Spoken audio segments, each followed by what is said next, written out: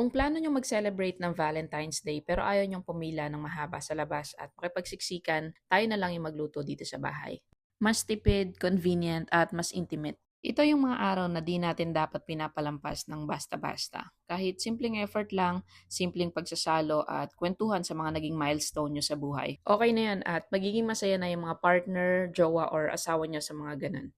Ipadama nyo sa kanila na na-appreciate nyo sila even sa smallest things na binibigay, ginagawa, or sinasacrifice nila para sa inyo.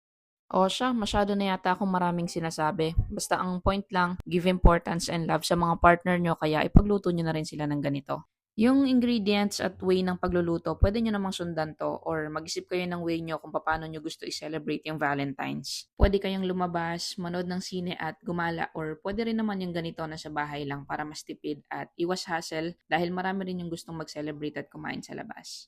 Kaya kung gusto nyong pasayahin yung mga jowa or asawa ninyo, ipagluto nyo na rin sila ng ganito. Minsan lang nila ma-feel na special sila kaya ipadama nyo na yan sa kanila. Yun lang, babush!